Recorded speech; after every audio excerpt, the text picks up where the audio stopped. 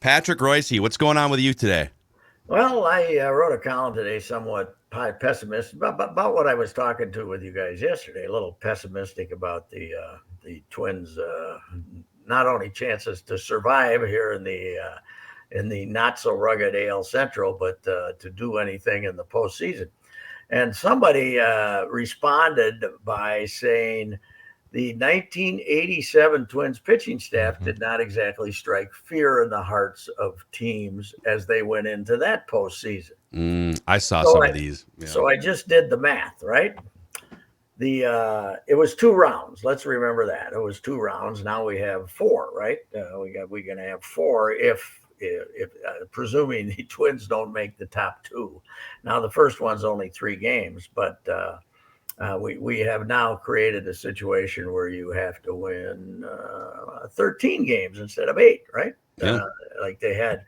Anyway, I looked it up, and I screwed up the math slightly the first time, but they played 12 games in 1987.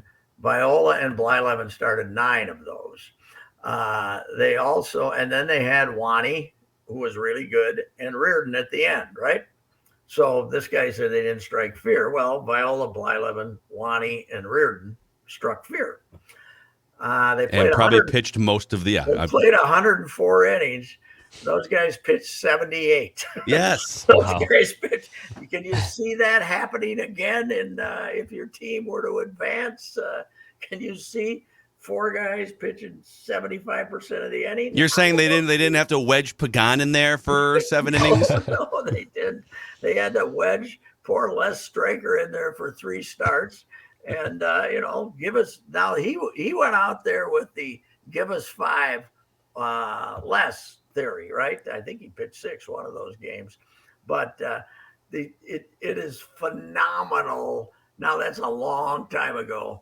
We got to realize how long ago that was. 35 years ago. But the world, the baseball world, has changed incredibly in 5 years, much less 35 years. So yes. So what you were dealing with in and Kelly wasn't afraid to bring Shotzi in to pitch against some left-handers and stuff like that. But when you can use your 2 best starting pitchers in 75% of the games, that's pretty good. And that's not going to happen. Yes. You've also hit on, I think, one of my least favorite fan tropes, which is, okay, your team is underperforming. Expectations were here at the beginning of the year, and then you're underperforming, and so you look at all of the outliers in history. Sure. Because the other thing I've heard is, the Nationals were 8 games under 500 a couple years ago. Or look at the Braves. The Braves were an 88 win team. That it's like, okay, well but you're pointing out the 1 in 100 examples. And the Braves also remade their whole outfield on the fly at the trade deadline last year, which is worth noting how aggressive they were. And basically, look at the Washington pitching staff. Yeah. that they a little different. Look at these starters they were running out there, and they were. It was certainly a great comeback, but and the Braves was. Max Fried, Charlie Morton, right? Damn good. Their bullpen was good too. In the bottom. Anyway, it's we certainly can't go back to the way manager Kelly won 2 World Series. I haven't looked up the 91 innings, but it was the same. It was a 12-game series. It was 12 games, and I believe didn't Tapp and Morris probably make 9 of those, and Erickson made the other 3? I was actually that's another one too. The 1991 Twins started off slow. Okay, so do you think this team has a 15-game winning streak in them at some point? Yeah. And the other thing is that starting off slow was 2-9, right? I mean, that's 11 games. That's not a whole lot of the season. Of course, that's they were 2-9, and then they made the Carl Willis trade, and Carl took full credit for turning that team around. So anyway, the All-Star game. We can talk about the All-Star game and Buxton and stuff, but my favorite All-Star game stories to this point have been charter plane related. So Pat, we have the Oakland A's had, I think it was one All-Star. All-Star, yeah. Paul Blackburn is their lone All-Star. Who, by the way, I had to look up and say, this isn't Nick, so who is it? I had no Yes. idea who he was. He's part of the sinker ball throwing family of Blackburns, I think. Yes, right. So the A's, who aren't exactly breaking the bank on their payroll this season, you'd think they may have a couple extra bucks to spend on a chartered flight. They booked him a commercial flight, and the Astros caught wind of it and said, "Okay, that's embarrassing. Let's put you on our chartered flight." Is that right? Yeah. Yes. So Oakland had been playing in Houston then. Is that it? I think so. I don't know where the series, but they, but Paul Blackburn was booked. I don't know if it was a middle seat, row 20, if it was first class, but he was booked commercial, and the Astros said, "Okay, why don't you hop on our chartered flight?" That has occurred with some regular. I've seen that before of guys hopping on planes, not exactly having private jets and saying come on along and stuff like that to people who would we're going to fly somewhat commercial, like up first class or something. But Oakland is doing everything they can to have the city of Oakland say, we don't want you anymore, leave. Yes. But they don't want to be the bad guys here.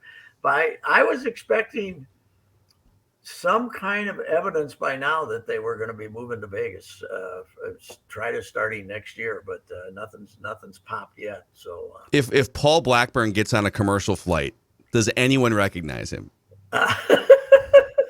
I would guess not. Could you right now describe, even like vaguely, what Paul Blackburn looks like to the audience?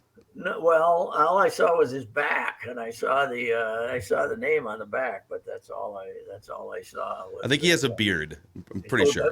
Does he? Okay. Yeah, he has a beard. He looks like a redhead with a beard. So. Well, anyway, he got him out like everybody else did. What the hell? The National League went from the first to the ninth without a base hit. They got 4 hits in the first against the McClanahan, the surprise starter for the American League, and then they didn't get another hit until the 8th or the 9th inning. Yeah. That was only the first part of the chartered flight drama in baseball. The other one was Juan Soto rejecting a $440 million contract extension, 15-year extension with the Nationals.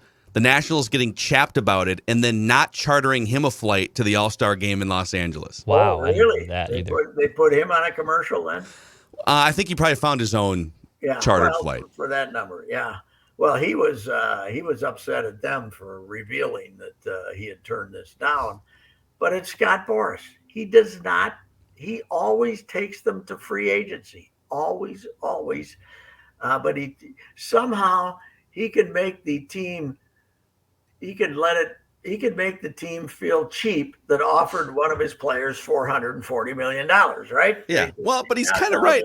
Because I think it averages out to maybe $29 million a year, and he's 23 years old. He's probably the best player in baseball.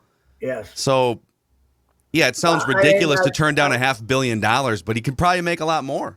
Yeah, and I'm sure that it's backloaded like crazy, right? So because they didn't want to goose up their payroll that much now, but if they offer him, I said before, if they offered him $350 for 8, he'd take it, something like that. It's the length that was the problem, not the dollars, obviously. But so they said, what was Buster saying? He'll be traded before the deadline for 4 big leaguers. Who's going to do that? Wait, for 4 big leaguers? 4 guys, big league ready players, I think. Wow. Last night. So who's going to do that? The Twins. Miranda. Well, I do. Miranda. Yeah, right. Gary Sanchez. They're saying San Diego, but San Diego's already got to be way, way over the. They got Machado. They got the kid, the shortstop, Tatis, who's not playing. But if one of the 4 big league ready, you're trying to give them Eric Hosmer, they're not going to take it. I'll tell you that. So, what would the Twins' equivalent trade be? So, what would you? I'm not saying that you would do this, but so they're looking for young major league ready players. So you're probably looking at team control, right? Yeah. You're looking at probably Kirilloff. You'd have to give him a rise. You'd have to give him a rise, Kirilloff. Miranda. Kirilloff. And they wouldn't take, would they take Kepler? You know, they don't have team control. Royce Lewis, rehabbing Royce Lewis. Yeah, maybe that would be it. Yeah, Maybe the but he the had to, sixth but overall pick they drafted, they could probably give him them too. Here's the other deal: you don't get to make a deal with Boras that you know you're going to keep. That's the problem. How are you going to give him? How are you going to give him half your team when you can't say, okay, $400 million for 10 years? You know. Yeah. So the only teams that could do this are, there's probably 3 or 4 teams that could confidently just make the offer that's needed. No one right? No one they're going to sign him. And the Yankees aren't one of them because they still got to sign Judge, right? And Judge is going to just beat the living hell out of him. But Scott Boras he's the puppet master, man. He runs Major League Baseball, and he's going to, he's going to figure out this. Soto's not going to lose on this deal. I'll tell you that. No, he's not going to lose. So, what did you think of having pitchers mic'd up as they're talking about the hitters? The guy from Toronto was pretty funny, actually. Yeah, I loved it. So you had at one point, was it the Toronto catcher, and then it was Nestor was mic'd up on the mound, right? Yeah, Nestor was he was babbling. Nobody knew what the hell he was talking about. But Mania, the guy from Toronto, was pretty funny and coherent and was obviously into it. But it got a little confusing at times too. And then they mic'd up Stanton and Judge. And has Judge said anything yet? I don't think he said anything, right? So it was, or was it Trevino was the catcher, right? Trevino was the catcher. That's right. Yeah, he was catching. He's the Yankees catcher, right? He was catching one of the Yankees pitchers. They had Liam Hendricks mic'd up for the 3 pitches he threw. Yeah, he threw in the 8th inning. He could have been pretty good if he would have, because he's quite the talker. But that's actually an amazing story. Still, he the last 4 years he's one of the 3 best relievers in baseball. And I was tweeting about this last night because I covered that Twins beat from 2010 through 13, which was basically the Liam Hendricks era of Twins baseball. And he couldn't get anyone out. He couldn't miss a bat. They were still trying to make him a starter then, weren't they? Yeah, he basically started every time he pitched for the Twins, except for maybe 2. They just stumbled to put him into the bullpen, Oakland, right? And Toronto did. And then then all of a sudden he worked his way. Well, he went from 92 to 98. When he was a starter, he was mixing his pitches and stuff. And when he became a reliever, then he's got the good breaking ball too. But excuse me, but he's made himself some money. That's for sure. Yeah, I think I think next year he's going to hit $50 million. If you would have asked me back in 2011, after watching him get rocked for 6 runs in 3 innings, is he going to make $50 million doing this for a living? Probably wouldn't have said yes. I'll tell you, that guy from Cleveland, he should have been the MVP. Class A should have been the MVP. Where do they get these dudes from? Well, this guy, they got a trade. But they can't even tank or rebuild because they just, we're going to strip down our payroll and we still have 9 lights out pitchers, I guess. 68. They got this guy signed too. They gave one of those 5-year, pay him 3 years before he can even go to arbitration deals, and they got him signed. But, you only have 5 people. You don't have to take the vote in the 6th inning on who the MVP is going to be. You got about 3 people on the committee. Why don't you wait till the game's over? This guy pitching won that game. This guy comes in, throws 10 pitches, strikes out 3 National League All-Stars, and we give it to somebody who hit a home run 3 hours ago. Why did we give it, by the way, if we're choosing between the home run hitters, why are we giving it to Stanton and not the go-ahead game-winning home run to our guy? Stanton's a local LA guy and a Yankee guy, and he hit a longer home run, and there's a little more sex appeal, I suppose, than Buck. Although Buck, that was quite the home run. That ball was over his head. That was amazing, wasn't it? They showed a shot of the dugout, and Shohei Ohtani was imitating. That was great. It's still, I used to want excitement when I watched the All-Star game, but now I just kind of watch it, and it's fine. It's better than the rest of them because you're playing the actual game right there. And you know what? 9 pitchers. That isn't as much. That isn't as more different than it used to be. That we've now. Yeah, Tampa's got games where they got 7 of them. So No. the 2-1-1-1-1-1-1. So it isn't. It was fine. It was Pat, I was at Target Field last night because the season ticket holders get access to go, watch the game from the Truly deck there, which is the former Bat and Barrel location on the right field pole.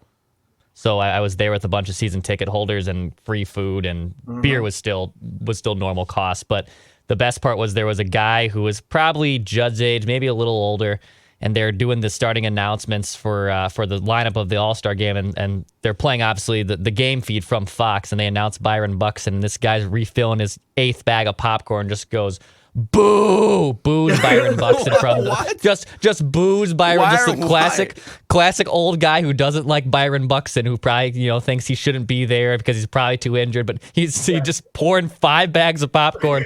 Get out there and play. Yeah, get out there. Come on. By the way, he's been playing a lot lately. He has. Yes. He's been playing like 5 out of 6. What's he on pace for now? Let's check the Byron Buxton. If you count, DH games and the ones where he hasn't only played. I mean, the games he started, I bet he's going to start 110, 15 games probably, right? So they've played 94 games so far. How many has he started? He has started. Well, he's played 73. I think they played 90. I think it was on pace for like 123 last week, I think is what it was. But I don't count pinch hitters. I don't count. It's got to be starts for me. I'm just gonna do games played for now, just for fun, so it's a little inflated. He's on pace for 126 games played. Yeah, he's been playing a lot lately. I think you'd take that before the season. He had those. All of a sudden, he had those 2 games where he missed, and they made it sound like he might be missing a month, and then all of a sudden, about 3 days later, the knee felt okay again. The knee was locked up or something. But he's you'd like the batting average to be a little higher, but I'd have a hard time booing him right now. That's for sure. Yeah. I consider there's so many other options. There's so many other options to boo. What do you want to boo him for? You can virtually every pitcher who enters the game you can boo. So yeah. Hey, what did you make of Rob Manfred, the baseball-loving commissioner that he is? So somebody asked him, "Hey, what's the deal with minor league baseball players not making living wages, or do you plan to do something more about that?" And he said, "I take issue with the assertion that minor league baseball players don't make living wages." And so I did look this up here. This is from an article in early April. The AAA salaries have increased now from $500 to $700 a week in minor league baseball. And I think that's only for this. I don't think they're getting paid in like November. But what are you going to do? They're the only sport that has to, pay for the, we're ripping baseball for not paying for the development. The NFL gets free development. Why don't they pay for college football? Well, could they? I mean, could we just do? Here's another question. I don't know.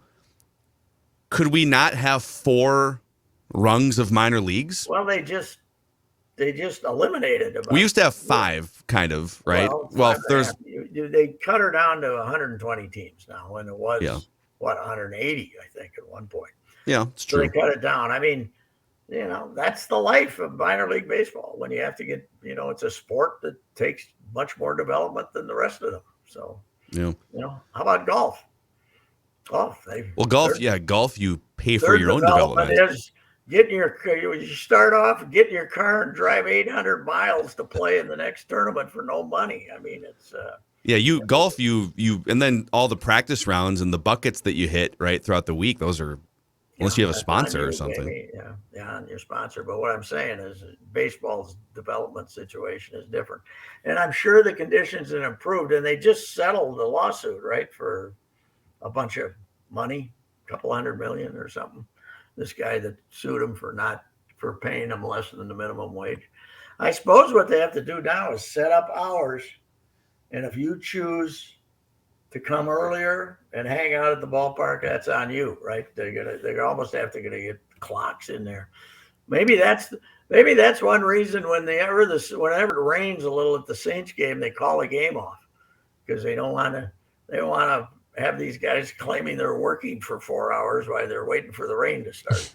Yeah. No, it's tough. And now if you're one of the, if you get drafted in the first 5 to 10 rounds, well, first 5 rounds, you're going to get at least a nice fat 6-figure signing bonus. If you're in the first round, you're going to get a 7-figure, maybe an 8-figure signing bonus. Well, so those guys can bank some of that money. My theory is this is the life. If you don't want to do it, don't do it.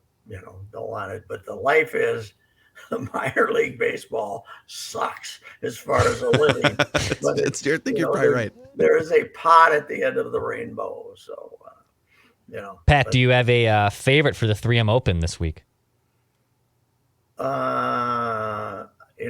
I was going through the list, trying to go through this list. I decided David Lingmerth. David Lingmerth is my pick because he was a good player about 3 years ago and not now. By the way, I got someone I was talking to, a golf pro yesterday, who told me that Cameron Smith and 3 other guys, I think Fleetwood might be one of them, are going to live with the promise that they can be they can always play together as a team. Oh. So when they got this team competition, so these are guys, these are all buddies, and they're going to go together and play and live, and then they're going to play the team event together, the 4-player team event. They're going to be partners in that too. I don't know how the other team how the team event has worked in the past at the live, because we've only had a couple events. Is it random? Yeah, I mean, if you can pick your own teams, then I don't know, but apparently Cameron is one thing. One thing to attract Cameron is the fact he gets to play with his buddies. They won't tease him about his hair, I guess. I don't know what the hell the deal is. I saw someone retweeted, I think it was like yesterday, the European Ryder Cup Twitter account put out an ode to Heinrich Stenson, Heinrich Stenson, this and that. And then sometime between then and today, Heinrich Stenson joined Live Golf. And so Ryder Cup Europe puts out this statement. Ryder Cup Europe today confirms that Heinrich Stenson's tenure as captain of Team Europe for the 2023 Ryder Cup is brought to an end with immediate effect. So they're not going to have a team. All their guys are playing with Live. Now, I didn't know that the European Tour was banning the Live guys too. But well, they're banding together with the PGA. Although, but the Ryder Cup is the PGA of America, the club pros thing. It's not the PGA Tour that picks that team. The President's Cup is the PGA Tour, but the Ryder Cup's the PGA of America. But obviously, they're banding together with the Tour too. It's an evil threat, that's for sure, and we'll see how it turns out at the end, because I just don't want to watch the same 48 guys play golf. What's stopping them from doing this with other sports? Like, in theory, could they say, all right, we're going to create an American Football League, and we're going to give instead of these quarterbacks making $30 million, we're going to give them $70 million. Yes, or more. Or how about basketball? Would be an even bigger threat, wouldn't it? Because you don't have to pay for as many players. We're going to have 8 teams. We're going to have a LeBron team, a blah, blah, blah. You play for LeBron. We only play 30 games a year. We play for an ungodly number of millions. And, there's nothing to stop it. You're right. There's the load management league would be great. Make $100 million, play 30 games. Yeah, Kawhi Leonard would love it. Yeah, he would, wouldn't he? Yeah.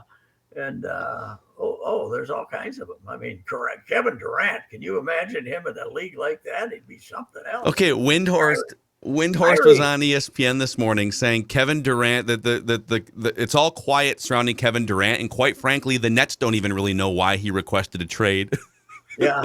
So what a weirdo. Who said that today? Windhorst. Okay, so we don't know that nobody can meet their demands. What is he, 33, 32 or 3? I think he's 33, going to be 34, I think.